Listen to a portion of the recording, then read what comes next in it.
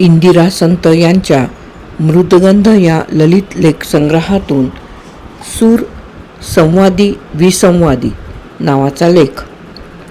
माझ्या मैत्रिणीची मुलगी सहज म्हणून मला भेटायला आली.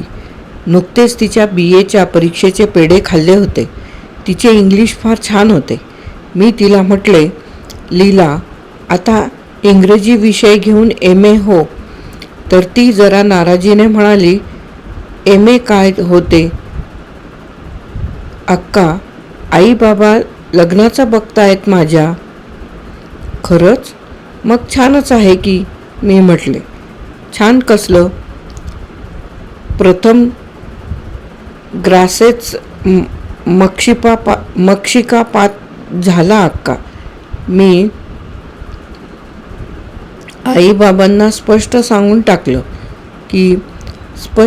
टाकलं की स्थळ बघताना सासू असणार नाही असं स्थळ बघा. मला घरात सासू नको ही माझी एकच अट. कमाल तुझी तर. मी चकितच झाले.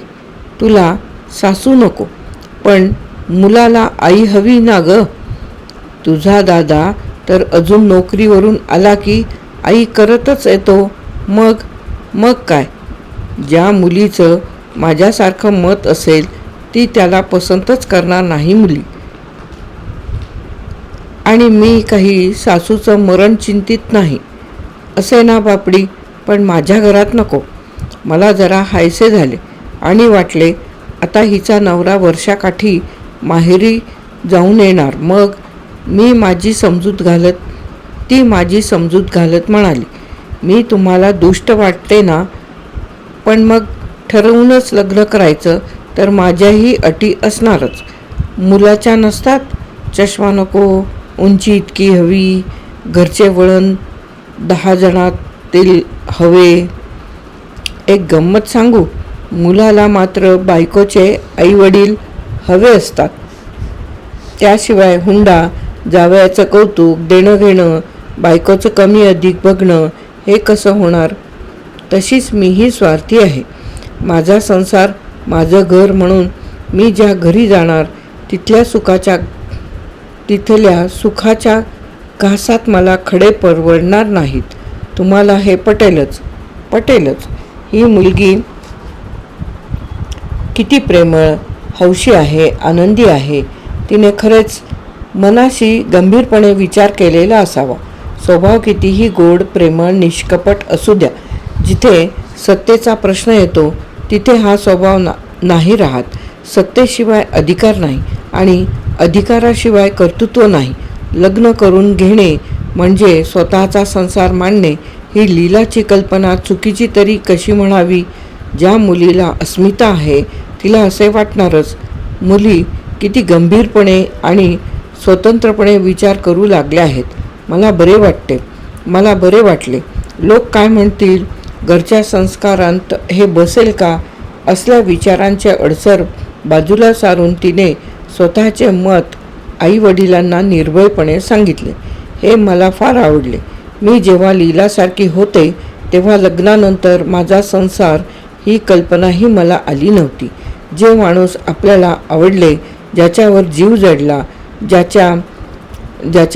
जडला त्याच्या संगतीत अहर्निश राहावे हाच ध्यास लग्नाने पूर्ण होणार होता. पण इतर काही मला सुचलेच नाही. त्यावेळच्या ज्या माझ्या मैत्रिणींची स्थळे वगैरे पाहून लग्ने झाली त्या तर दिल्या घरी तू सुखी राहा या आशीर्वादाने भारावून जाऊन सासरी पायरी चढल्या होत्या. सुखी झाल्या की नाही कोण जाणे, पण कधी आम्ही एकत्र जमलो की त्यांची वाक्ये मनाला डसून जातात. त्यावेळी मला ही अक्कल असती तर आज ही पाळी का आली असती. मला आता सून येईल, पण त्यानं माझं सूनपण थोडंच संपणार आहे. मी जन्माचीच सासूर वाशीण. हा बायकांचा जन्मच वाईट, कायम दुसऱ्यांची दावेदारी, अशा प्रकारची. आम्हा मैत्रिणींच्याही अगोदरच्या बायकांना देखील हा निराळा अनुभव नाही. मैनाबाईला देऊन बाप झाला ग सभ्रत, कसाया मागून गाय गेली हमरत.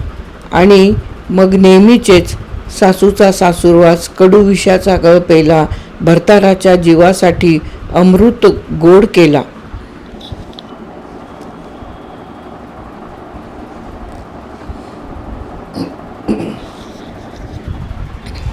संसार संगीताच्या सुरुवातीलाच लागणारे हे विसंवादी सूर लीला नको म्हणत होती. त्यात चुकीचे काय होते? हे विसंवादी सूर लागतात त्याला काही कारणे तरी असतात, पण एकमेकांसाठी. म्हणूनच विवाहबद्ध झालेली जोडपी देखील जेव्हा आपल्या जीवनाच्या जुगलबंदीत विसंवादी स्वरूप आणतात तेव्हा मन व्यथित होते. नव्या नवरा नवरीचा नवेपणा संपला की दृष्ट लागण्यासारखे होते, कुठेतरी बिघडते आणि मुलीचा चेहरा अलिप्त दिसायला लागतो. दोघांतील मोकळेपणा कमी कमी होत जातो. अंगावरून एकमेकांच्या सहवासाच्या अशा झळा वाहू लागतात आणि दोघांनाही असह्य होत जाते. शेवटी त्यांच्या मित्रमैत्रिणीला याची चाहूल लागते आणि ते अस्वस्थ होतात. या दोघांत असा कोणता विसंवादी सूर आणि का म्हणून लागावा हे त्यांना समजत नाही.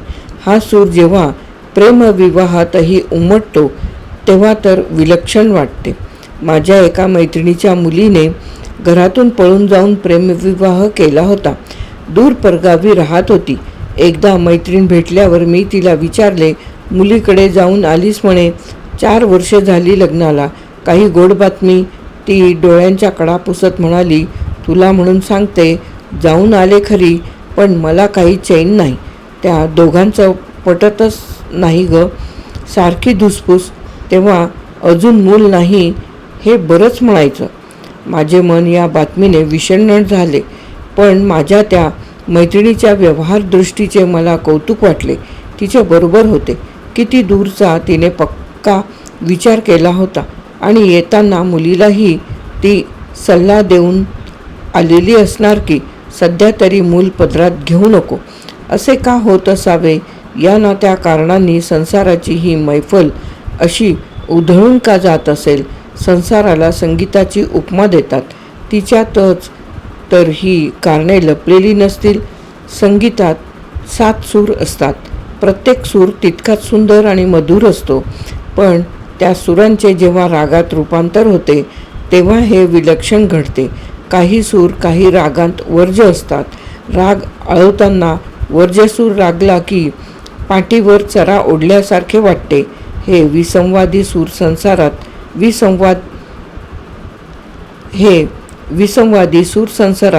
विसंवाद निर्माण करतात. संसार असार करतात, कधीकधी उद्ध्वस्त करतात. त्याला काही इलाज नसतो. असे सांगतात की बालगंधर्व स्वयंवर नाटकात स्वकुल तारकसुता हा भीमपलास राग आळवताना मध्येच त्यात वर्ज्य लागलेला तीव्रनी सहज लावून जात आणि त्या स्पर्शाने श्रोत्यांचीच काय, पण मोठमोठ्या गान सम्राटांची मने हेलावून टाकत. भीमपलास पाकळी पाकळीने उमलवताना त्यावर ते त्या तीव्रनीचा दवबिंदू सोडत.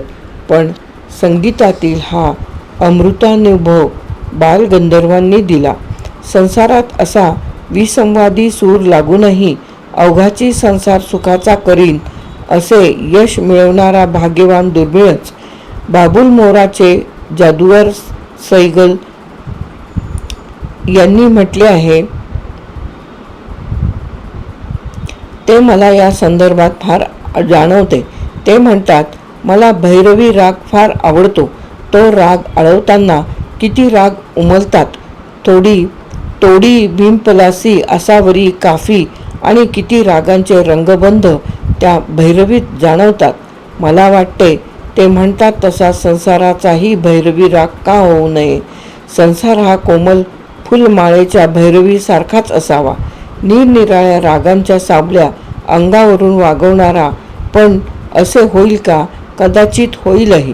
त्या रणरागिणी लीलाचे जेव्हा सुमंगल होईल तेव्हा तिला मी तसाच आशीर्वाद देईन. लीला, तुझा हा संसार निरनिराळ्या रागांना सामावून घेणाऱ्या भैरवीसारखा मधुर कोमल होऊ दे. सूर संवादी विसंवादी हा इंदिरा संत यांचा लेख येथे समाप्त.